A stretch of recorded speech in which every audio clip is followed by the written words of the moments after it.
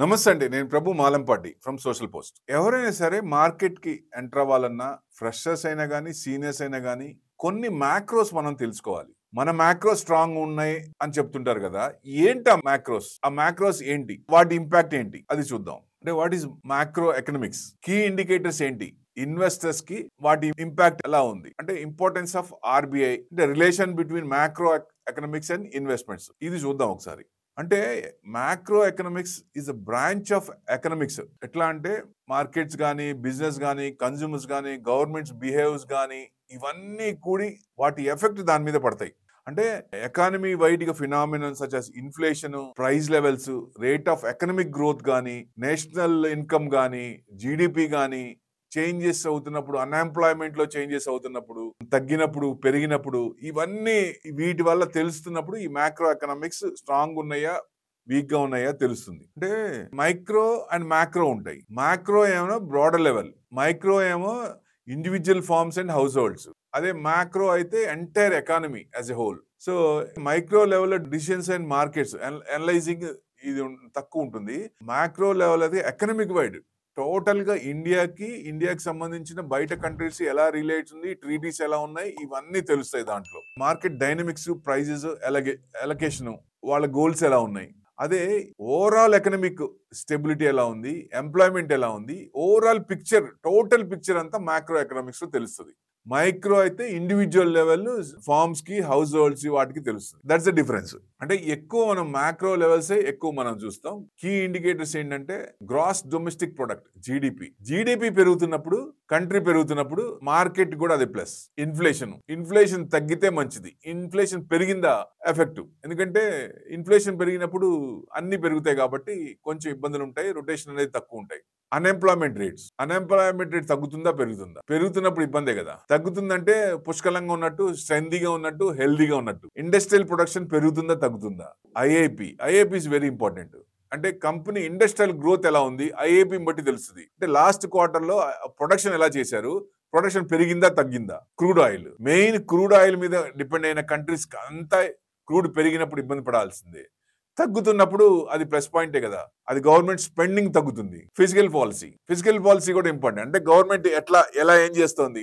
Monetary policy అంటేనేమో RBI తీసుకుంటుంది interest రేట్లు వాటికి. ఫిజికల్ పాలసీ అనేది గవర్నమెంట్ చూస్తుంది కాబట్టి ఎట్లా ఉంది, వాళ్ళ పాలసీలు ఏం చేస్తున్నారు, ఎలా ఇంప్లిమెంట్ చేస్తున్నారు, ఏ సూచనలు ఇస్తున్నారు అనేది. గ్రాస్ డొమెస్టిక్ ప్రోడక్ట్ కూడా ఇంపార్టెంట్ అనేది. అంటే మార్కెట్ లో ఉన్న value of all goods and services, అంటే ఒక సర్టెన్ పీరియడ్ లో ఉన్నప్పుడు తీసుకునేది గ్రాస్ డొమెస్టిక్ ప్రోడక్ట్. అంటే ఎనీ ఎకనామిక్ యాక్టివిటీ అది జీడిపికి ప్లస్సా మైనస్సా, దాన్ని బట్టి ఎక్కువ ఉన్నప్పుడు ఇదవుతుంది, తక్కువ ఉన్నప్పుడు తగ్గే ఛాన్సులు ఉంటాయి. అంటే size of Indian economy approximately 4.17. మనం రీసెంట్ గా జపాన్ ని దాటాం, రేపు నెక్స్ట్ 4.77. జర్మనీని కూడా 28 అంటున్నారు, కానీ 28 కంటే ముందే దాటే అవకాశాలు ఉంటాయి. ఎందుకంటే జీడిపి మనకున్న కంట్రీ కంటే 6.4 దాకా ఉంది. వేరే యుఎస్ కూడా లేదు అంత గ్రోత్, యావరేజ్ గా ఉంది కాబట్టి మన కంట్రీయే సేఫ్ అనేది. జీడిపి పెరుగుతున్నప్పుడు అన్ని కంట్రీస్ కూడా ఇన్వెస్ట్మెంట్ చేయడానికి ఆ కంట్రీకి చూస్తాయి. అది కూడా ప్లస్ పాయింట్ కదా. ఆ జీడిపి ఫార్ములా తీసుకున్న C+I+G+X-M, అంటే కన్జంప్షన్, ఎక్స్పెండిచరు, గవర్నమెంట్ ఎక్స్పెండిచరు, అంటే టోటల్ ఇంపోర్ట్స్ మైనస్ ఎక్స్పోర్ట్స్. ఇదన్నీ తీసుకుంటే కరెక్ట్ జీడిపి తెలుస్తుంది. ఏ కంట్రీకైనా ఈ జీడిపిని బట్టి ఆ కంట్రీ యొక్క దిక్సూచి ఒక ఐడియా వచ్చేస్తుంది. సో అప్పు ఉన్నట్టు డౌన్ లో ఉన్నప్పుడు, కోవిడ్ లో మనం డౌన్ ఉన్నాం, 2008 లో కూడా డౌన్ ఉన్నాం. సో మళ్ళీ quarter on quarter, year on మళ్ళీ పెరుగుతున్నప్పుడు మనీ ప్లస్కి వచ్చే అవకాశాలు ఉంటాయి. నెక్స్ట్ ఇన్ఫ్లేషన్, అంటే ప్రైజెస్ లో రైజ్ అవుతున్నప్పుడు, సర్వీసెస్ ఓవర్ టైం అన్ని రైజ్ అవుతున్నప్పుడు ఆ ఇన్ఫ్లేషన్ సూచిస్తుంది. ఫుడ్ ఇన్ఫ్లేషన్ కానీ, అన్ని ఆకుకూరలు, వాటి కూరగాయలన్నీ కొంచెం పెరుగుతున్నప్పుడు, తగ్గుతున్నప్పుడు దాని ఎఫెక్ట్ ఉంటుంది, సామాన్యుడి మీద పడుతుంది. కాబట్టి ఇన్ఫ్లేషన్ తక్కువ ఉన్నప్పుడు ద కాస్ట్ ఆఫ్ లివింగ్ బాగుంటుంది, ఇన్ఫ్లేషన్ పెరిగినప్పుడు కాస్ట్ ఆఫ్ లివింగ్ అనేది పెరుగుతుంది. దానివల్ల అన్ని ప్రోడక్ట్ పెరిగే అవకాశాలు ఉంటాయి, ఎక్కువ చేయాల్సి ఉంటుంది. ఎక్కువ లైక్ జీడిపి, ఇన్ఫ్లేషన్ కూడా వేరియస్ గూడ్స్ మీద, సర్వీసెస్ మీద, వాటి మీద కొంచెం ఇంపాక్ట్ పడే ఛాన్స్ ఉంటుంది. సో ఇది అంటే మెయిన్ మ్యాక్రోస్ అనమాట. అంటే ఇన్ఫ్లేషన్ లో 2 రకాలు ఉంటాయి, wholesale price index, retail price index. Wholesale price index ఏమో మ్యానుఫ్యాక్చరింగ్ ఐటమ్స్ మీద ఆధారపడి ఉంటుంది, రిటైల్ ప్రైస్ ఏమో కన్స్యూమర్ అండ్ ఫుడ్ ఐటమ్స్ మీద ఆధారపడి ఉంటుంది. ఇది జనరల్ గా ఎవ్రీ క్వార్టర్స్ కి డిక్లేర్ అవుతూ ఉంటాయి. అది వచ్చినప్పుడు దాన్ని ప్లస్ ఆర్ మైనస్ అంటే ఇండియా ఎప్పుడు డేటా మీద ఆధారపడదు, కానీ ఎక్కువ ప్లస్ ఉన్నప్పుడు కొంచెం పాజిటివ్ వస్తుంది. యుఎస్ అయితే మైనస్ వచ్చిందంటే ఇమీడియట్ గా ఎఫెక్ట్ దాని మీద ఉంటుంది. డేటా మీద ఎక్కువ ఆధారపడతారు వాళ్ళు. మన ఇండియన్ మార్కెట్ మటుకు ఈ డేటా మీద కొంచెం తక్కువే అనుకోవచ్చు ఒక రకంగా.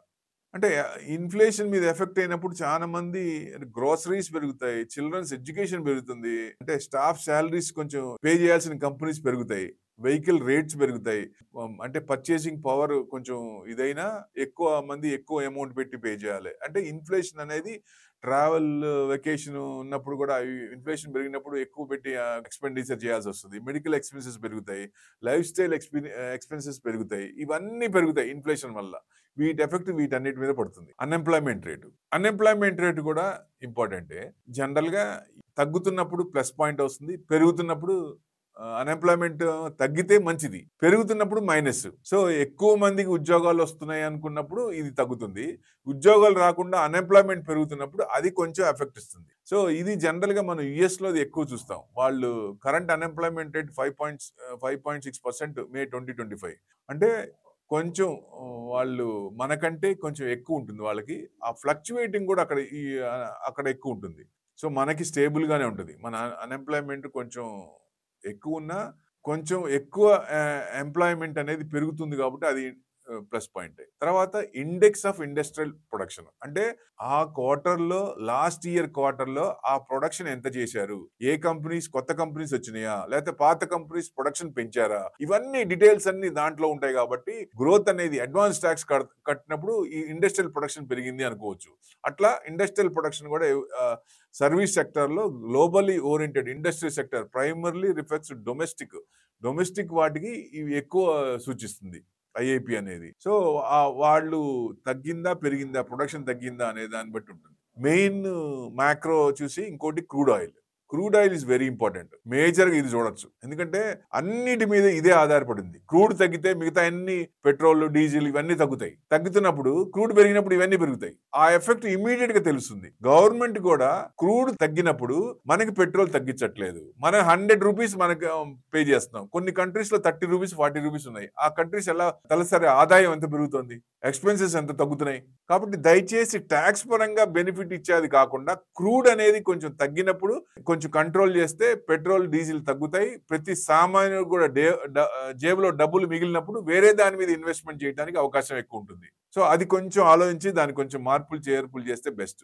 ఎందుకంటే మెయిన్ క్రూడే కాబట్టి, ఏ దాని మీద అయినా ఇది ఆయిల్ మీద ఆధారపడింది కాబట్టి జనరల్ గా మనం 21 days ఒకవేళ క్రూడ్ ఆయిల్ రాకపోయినా మనం స్టోర్ చేసుకున్నాం.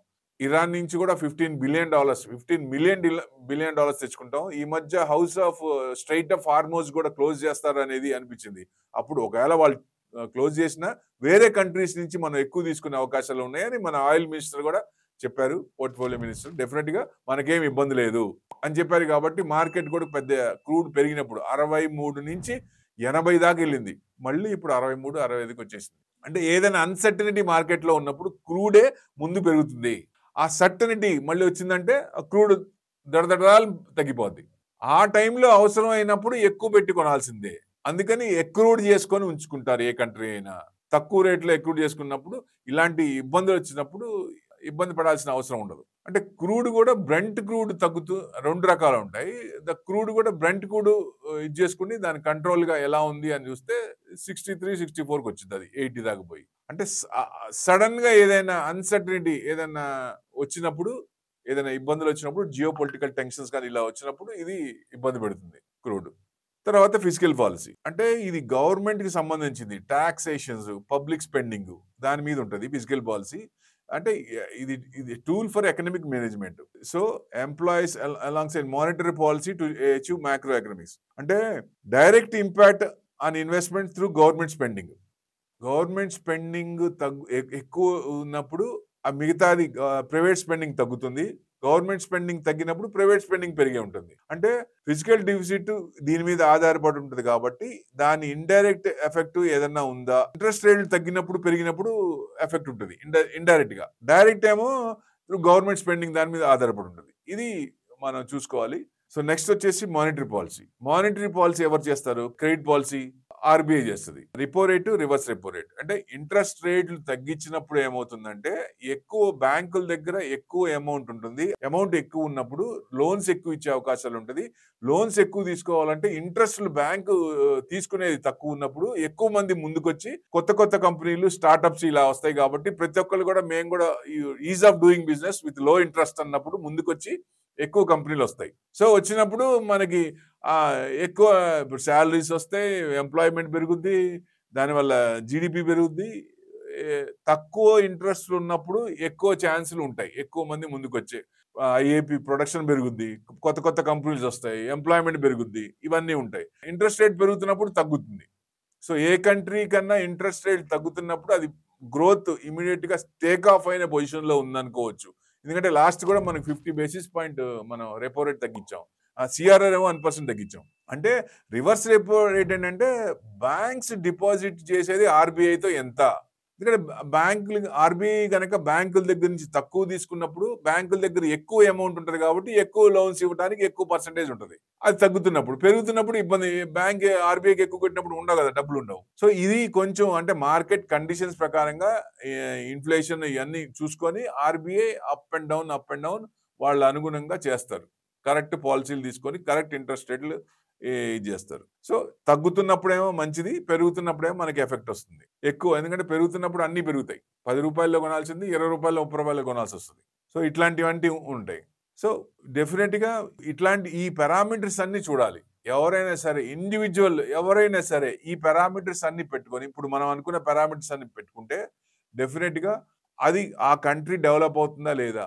సో దానికి అనుగుణంగా ఏ కంపెనీలు పెరుగుతున్నాయి, ఆ గవర్నమెంట్ తీసుకునే స్టెప్స్ వల్ల పిఎల్ఐ స్కీమ్స్ కింద ఏ బెనిఫిట్ అవుతున్నాయి, ఇట్లాంటి పాలసీల వల్ల ఎవరికి బెనిఫిట్, ఏ కంపెనీకి బెనిఫిట్, ఏ ఇన్వెస్టర్స్ హ్యాపీగా ఉంటారు, ముందు ట్రాక్ రికార్డ్ ఏంటి, డెట్ తక్కువ ఉన్నాయా, డెట్ ఫ్రీ కంపెనీలు ఉన్నాయా, ఏమేమి ఉన్నాయి, వాళ్ళు ఏం చేస్తున్నారు, డైవర్సిఫికేషన్ ఆఫ్ ఫండ్స్ ఏమైనా చేసినప్పుడు ఏం చేస్తున్నారు. అంటే ఎక్కువ కంపెనీలు కూడా దెబ్బతినేది అక్కడే, డైవర్సిఫికేషన్ ఆఫ్ ఫండ్స్ దగ్గరే. సో ఎక్కడ ప్రాఫిట్ వచ్చిన తీసుకెళ్లి వేరే దాంట్లో పెట్టి క్యాపిటల్ కూడా పోయే అవకాశాలు ఉంటాయి, మొత్తానికి రివర్స్ అయ్యే ఛాన్సులు ఉంటాయి. సో ఆ ఫండ్స్ ని డైవర్ట్ చేస్తున్నప్పుడు ఎలా చేస్తున్నారు, ఏ రకంగా చేస్తున్నారు, మేనేజ్మెంట్ వాళ్ళ టాక్టిక్స్ ఏంటి, వాళ్ళు కరెక్ట్ గా చెప్తుంది చేస్తున్నారా, చెప్పంది ఇంప్లిమెంట్ చేస్తున్నారా, ఇట్లాంటివన్నీ ఉంటాయి. కాబట్టి ఈ మ్యాక్రోస్ అన్ని ప్రతి ఒక్కళ్ళు ప్రతి ఇండివిజువల్ కూడా మనసులో పెట్టుకుంటే డెఫినెట్ గా వీటిని స్టడీ చేస్తా ఉంటే గవర్నమెంట్ డిక్లేర్ చేసినప్పుడల్లా మనకి ఎటు పోతున్నాం అనేది, మార్కెట్ ఎటు పోతుంది అనేది దిక్సూచి తెలుస్తుంది. Thank you very much.